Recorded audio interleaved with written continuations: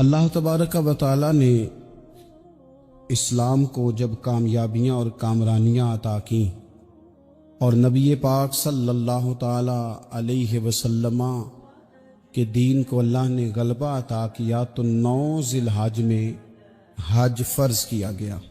حج اس سے پہلے بھی کیا جاتا تھا، پرانی شریعتوں میں بھی حضرت ابراہیم علیہ السلام کے طریقے پر حج ہوتا تھا، پھر کفار مکہ نے، قریش مکہ نے اس میں کچھ غلط رسومات شامل کر دی، کپڑے اتار کر معاذ اللہ کعبے کا طواف کرنا، قربانیوں کا گوشت خانہ کعبہ کی دیواروں سے ملنا، اور بھی کئی بیہودہ رسومات اس پاکیزہ اور خوبصورت عمل کا حصہ بنا دی گئیں۔ پھر 9 ذی الحج کو حج فرض ہوا۔ نبی پاک صلی اللہ تعالی علیہ وسلم نے حضرت ابو بکر صدیق کو امیر حج بنا کے رخصت فرمایا۔ دیکھیں کہاں کہاں محبوب انہیں اپنا نائب بناتے ہیں۔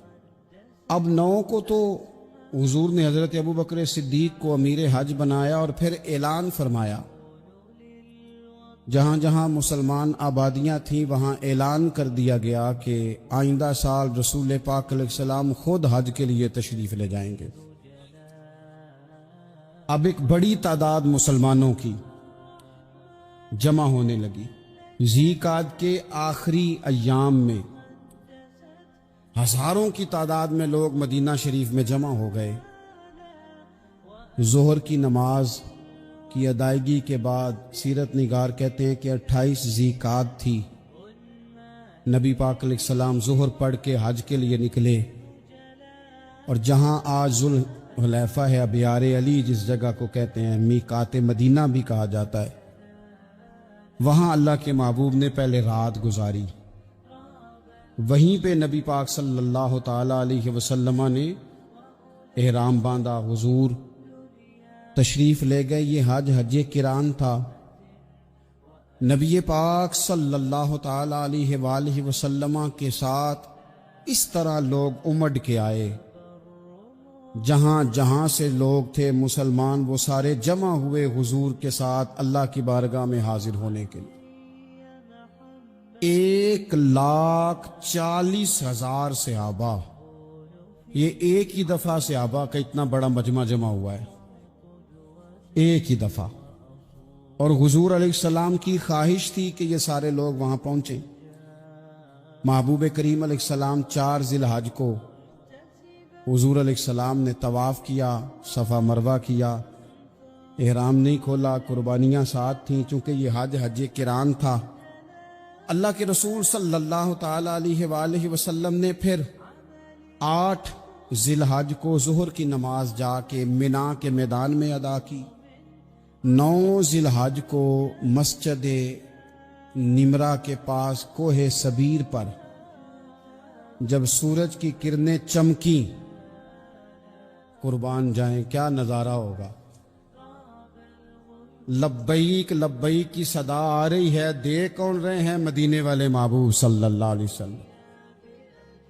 حضور اس لشکر حسن کو لے کر، اس نور بھرے قافلے کو لے کے، یہ کون ہیں جو حضور کے ساتھ سارے نکلے ہیں؟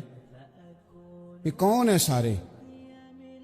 یہ وہ فیروز بخت سعادت مند لوگ ہیں کہ ان میں سے جس نے ایک دفعہ بھی ایمان کی حالت میں حضور کو دیکھا اور پھر خاتمہ بالخیر بالایمان کے ساتھ دنیا سے رخصت ہوئے، یہ وہ لوگ ہیں کہ ولی اگر 60 سال بھی سارا دن روزہ رکھے، ساری رات نفل پڑھے، ہر برائی سے بچے، لیکن پھر بھی کسی صحابی کے قدموں کی خاک تک کو نہیں پہنچ سکتا۔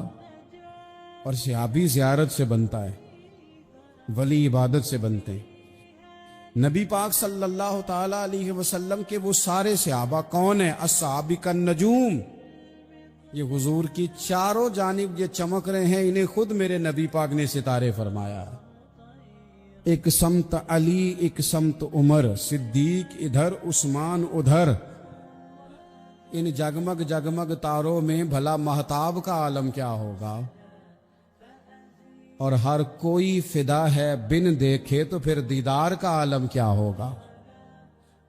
تو نبی پاک صلی اللہ علیہ وسلم نے یہ وہ موقع تھا 9 ذی الحج میدان عرفات، حضور صلی اللہ علیہ وسلم نے ظہر کی نماز ادا فرمائی اور پھر کچھ توقف کے بعد حضور کے لیے اونٹنی پر کجاوا سجایا گیا۔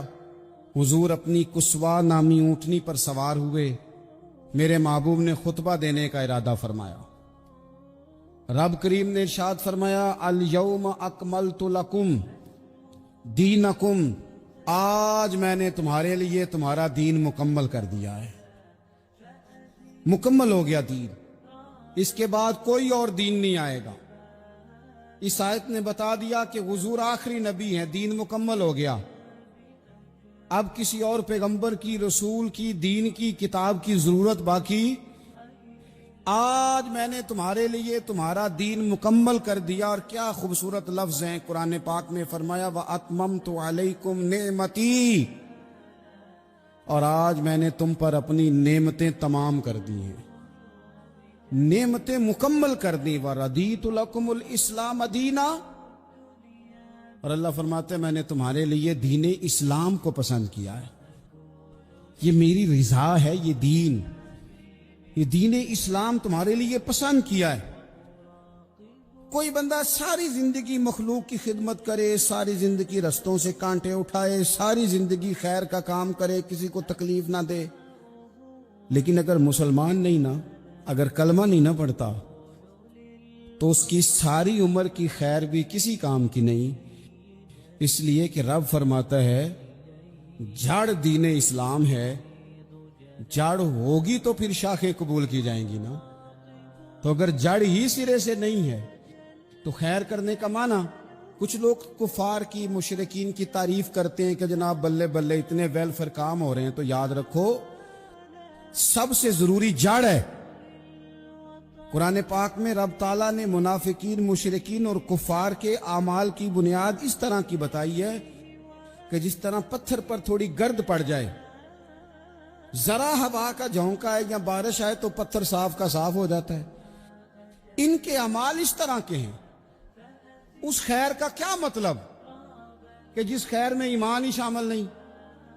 جب تک بندہ مومن نہ ہو اس کا کوئی عمل بھی اللہ کی بارگاہ میں قابل قبول نہیں ہوتا۔ یہ آیت نازل ہو گئی، فرمایا دین مکمل ہو گیا۔ او میرے بھائیو، خدا را سوچو، کوئی شے مکمل نہیں دنیا میں، کوئی شے بھی۔ کروڑوں کا مکان بنا لو پھر بھی کوئی نہ کوئی نقص نکل ہی آتا ہے۔ کوئی دنیا میں شے مکمل ہے ہی نہیں۔ اگر کوئی شے مکمل ہے تو وہ مدینے والے رسول کا دین مکمل ہے۔ مکمل، جب ہم کہتے ہیں نا مکمل دین، تو لوگ سمجھتے ہیں یہ تو شاید سادی سی بات ہے۔ یہ وہ والی بات ہے جو دنیا میں کہیں نہیں پائی جاتی۔ جب یہ آیت نازل ہوئی تھی نا، بخاری میں موجود ہے، ایک بہت بڑا یہودیوں کا عالم حضرت عمر فاروق رضی اللہ تعالیٰ عنہ سے کہنے لگا یہ جو تم پر آیت نازل ہوئی ہے نا کہ دین مکمل ہو گیا، یہ اگر ہم پر نازل ہوتی نا تو جس دن یہ آیت نازل ہوئی ہوتی ہم نے ہر سال اسی دن کو عید بنا لینا تھا کہ دین مکمل ہو گیا۔ الیوم اکملت لکم دینکم، دین مکمل ہو گیا، ہم تو عید بنا لیتے۔ تو حضرت عمر کہنے لگے ہم پر بھی بڑا فضل ہے، جس دن آیت نازل ہوئی تھی عرفہ کا دن بھی تھا اور جمعے کا دن بھی تھا، ایک نہیں دو عیدیں تھیں مسلمانوں کی، دو عیدیں تھیں مسلمانوں کی، دو۔ عزیز بھائی، دین مکمل اللہ نے دیا۔ اور حضرت عبداللہ ابن عباس رضی اللہ تعالیٰ عنہ نے تو ایک مقام پہ اس کا ذکر بھی کر دیا، جب ان سے کسی یہودی نے کہا نا یہ آیت ہمیں ملتی تو ہم عید مناتے، تو فرمایا تم ایک مناتے نا، ہماری دو تھیں اس دن۔ جمعہ بھی تو مسلمانوں کی عید کا دن ہے نا۔ بہت سارے لوگ ہیں بیچارے جو کہتے ہیں اسلام میں عیدیں صرف دو ہیں، اور وہ بھی صرف پریشانی انہیں عید میلاد النبی والے دن ہوتی ہے، اس کے آگے پیچھے نہیں ہوتی۔ حالانکہ نبی پاک علیہ السلام نے کہا ہر جمعہ بھی عید ہے، خود حضور نے فرمایا، لیکن وہ اڑ جاتے ہیں کہ نہیں عیدیں صرف دو ہی ہیں۔ بھائی آپ یہ کہہ سکتے ہیں کہ اسلام کی معروف عیدیں دو ہیں، اپنے معنی اور مفہوم کے لحاظ سے جس کو یوم عید کہا جائے وہ عیدیں دو ہیں. نبی پاک صلی اللہ تعالی علیہ وسلم نے میدان عرفات میں خطبہ دیا. یہ جو واعظ و نصیحت ہے نا، خطبہ، تقریر، یہ دنیا کر رہی ہے، کرتی رہے گی، کرتی چلی آئے گی، اور اس کو میرے نبی پاک علیہ السلام نے پسند فرمایا. خیر کی بات کرنے والے کو حضور نے دعا دی. محبوب فرمانے لگے اللہ جو میری حدیثیں یاد کر کے آگے پہنچائے اس کے چہرے کو تر و تازہ رکھنا.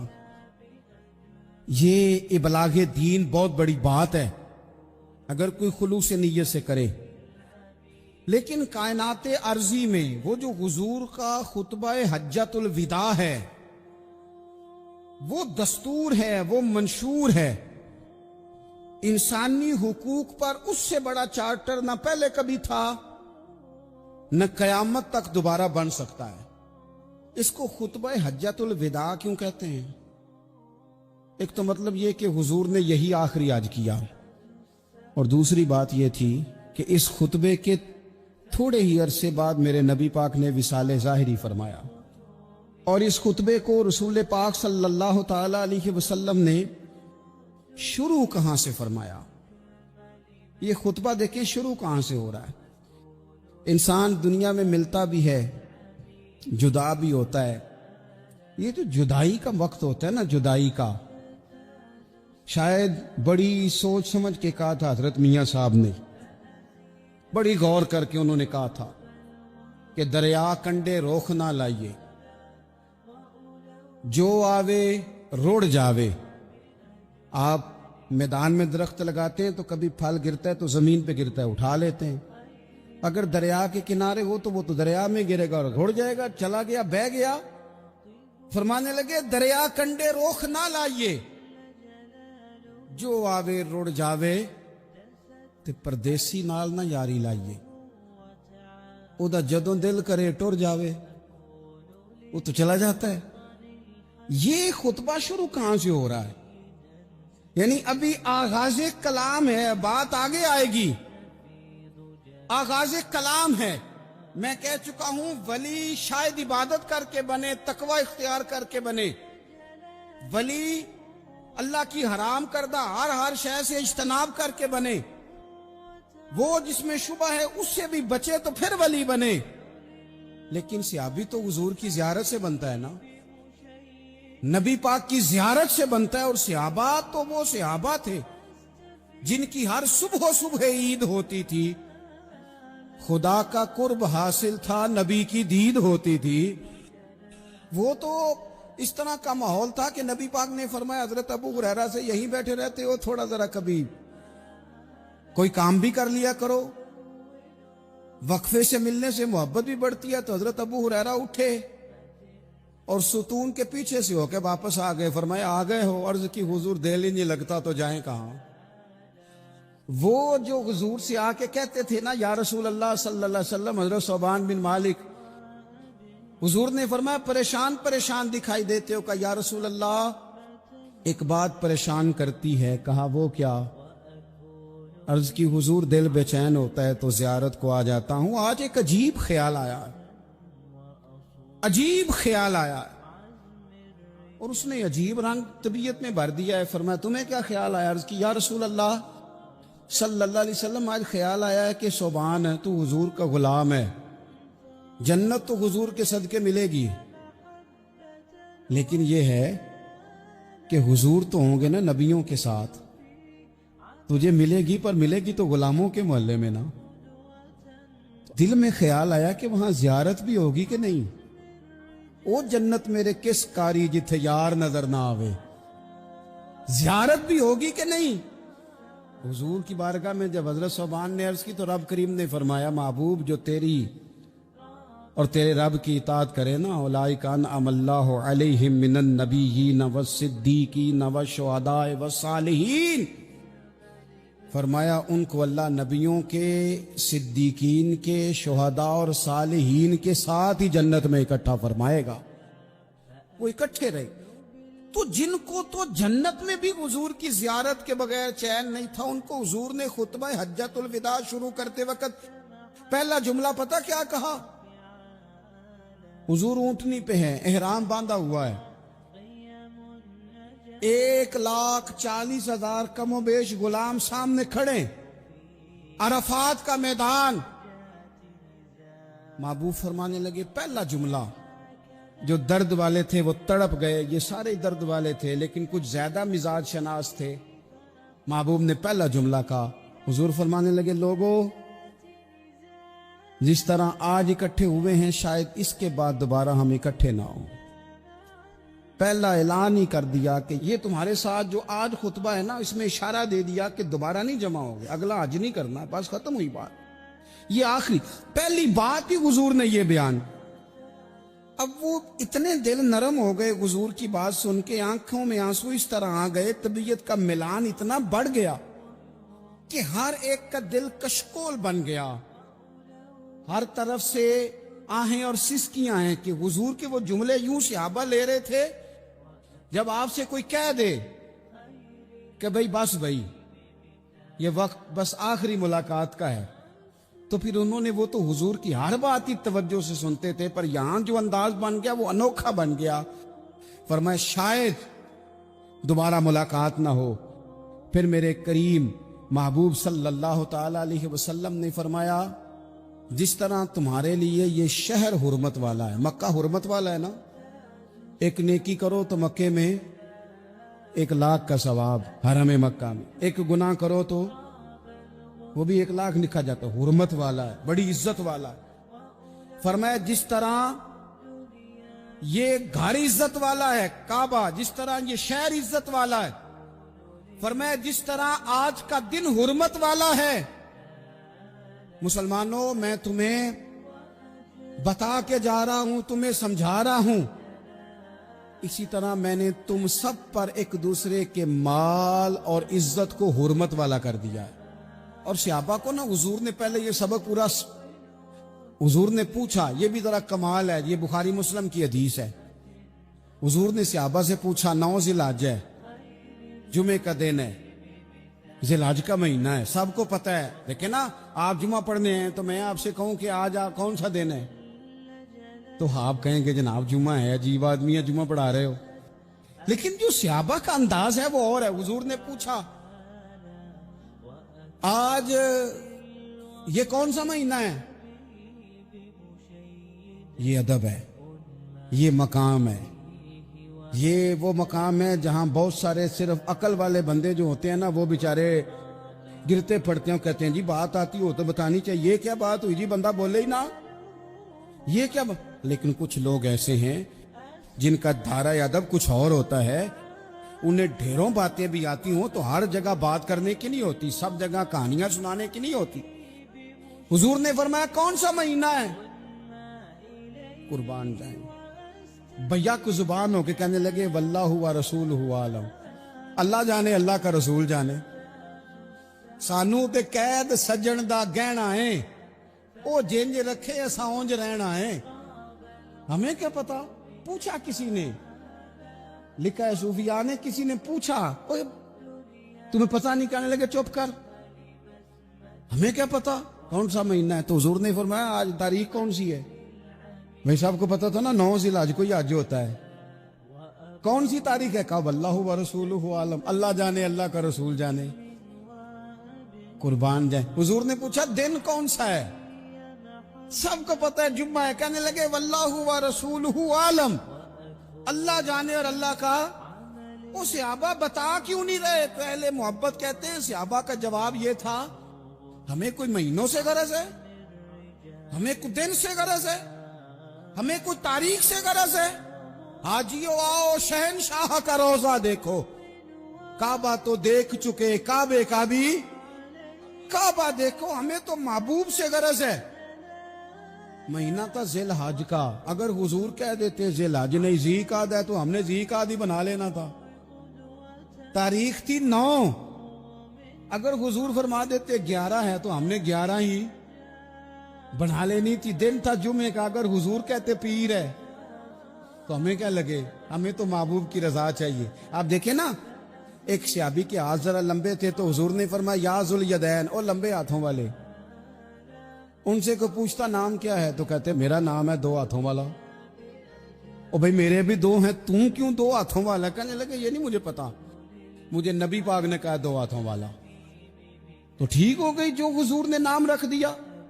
تو حضور سید عالم نے پوچھا، پھر حضور نے حرمت یاد کرائی، فرمایا یاد رکھو یہ دن بھی بڑی عزت والا ہے، جمعے کا ہے، یہ مہینہ بھی بڑی حرمت والا ہے، ذی الحج کا ہے، یہ تاریخ بھی بڑی حرمت والی ہے، لیکن فرمایا جس طرح اس دن کی، اس شہر کی، اس مہینے کی تم نے عزت کرنی ہے، اسی طرح ایک دوسرے کے مال کا، ایک دوسرے کی عزت کا تم نے پاس کرنا۔ مسلمان بھائیوں، خدا را یہ حضور کہہ رہے ہیں یار، نبی پاک نے کعبہ کے سامنے کھڑے ہو کے فرمایا بیت اللہ تیری بڑی شان ہے، تیرا بڑا مرتبہ ہے، لیکن فرمایا میرے مومن کی عزت رب کی نظر میں کعبے سے بھی زیادہ ہے۔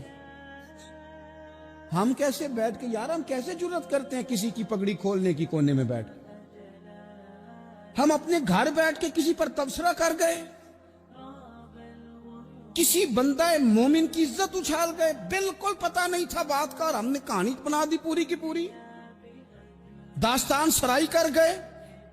صبح سے شام تک ہماری گپ شپ کا عنوان کیا ہے؟ کسی نہ کسی کا شکوہ، کسی نہ کسی کی شکایت، یہ ہماری گپ شپ ہے۔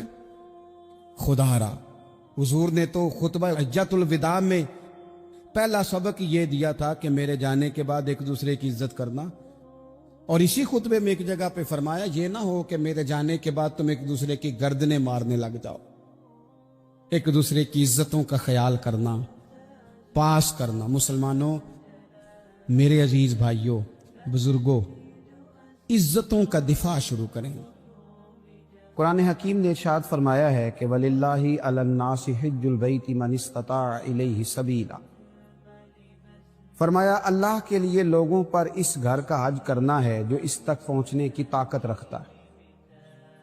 اس پر اس گھر کا حج فرض ہے جو اس تک پہنچنے کی طاقت رکھتا ہے، جو مال رکھتا ہے، ہمت رکھتا ہے، وہ یہاں آئے گا۔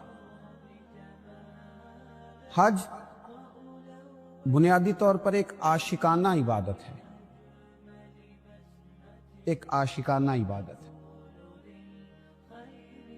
کچھ عبادتیں ایسی ہوتی ہیں جو مالی ہوتی ہیں اور کچھ ایسی ہوتی ہیں جو بدنی ہوتی ہیں۔ زکوٰۃ دینا مالی عبادت ہے، فطرانہ دینا مالی عبادت ہے، صدقات و خیرات مالی عبادت ہے، نماز پڑھنا یہ بدنی عبادت ہے، روزہ رکھنا بدنی عبادت ہے، نفل ادا کرنا یہ۔ حج وہ عظیم نعمت ہے، وہ عبادت ہے جو مرکب ہے، مال بھی خرچ ہوتا ہے اور وجود کی طاقت بھی لگتی ہے، مالی بھی ہے اور بدنی بھی ہے۔ اور نبی رحمت نور مجسم شفیع معظم صلی اللہ تعالی علیہ وآلہ وسلم نے ارشاد فرمایا ہے، حضور علیہ السلام فرمانے لگے کہ جو مال تم حج پہ خرچ کرتے ہو، اللہ تبارک و تعالی تمہیں ایک ایک روپے پر کئی ہزار کا اجر عطا فرماتا ہے۔ اور ایک حدیث میں یوں بھی ارشاد فرمایا کہ ان کے ایک درم پر اللہ تعالیٰ جو حج پر مال خرچ ہوتا ہے 10 لاکھ کا اجر عطا فرماتا ہے، 10 لاکھ کا۔ تو حج مالی عبادت بھی ہے اور حج بدنی عبادت بھی ہے۔ اب حج میں آپ یہ دیکھیے کہ انسان کو ملتا کیا ہے، میسر کیا ہوتا ہے، اس نے کرنا کیا ہے۔ یہاں سے جب انسان چلتا ہے حج کے لیے تو وہ پوری دنیا میں آپ گھوم کے دیکھ لیں، مسلمان جہاں جہاں بھی رہتے ہیں ان کا لباس پہننے کا انداز الگ ہے، گفتگو کرنے کا انداز الگ ہے۔ اہل عرب میں بھی اب یہ ہوا ہے کہ مختلف علاقوں میں عربی بولنے کے انداز مختلف ہو گئے، مختلف جگہ پہ عربی مختلف انداز میں بولی جاتی۔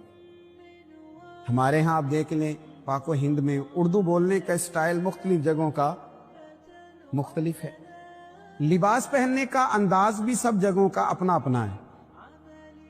اب جب آپ کو حج کے لیے جانا ہے تو اللہ تبارک و تعالیٰ نے سب سے کہا کہ لباس ایک جیسا پہننا. تم کروڑ پتی ہو یا ارب پتی ہو یا کھرب پتی ہو، تم نے 2 چادریں، ایک تہمت باندھ لو، ایک اوپر اوڑھ لو، ایک طرح کا.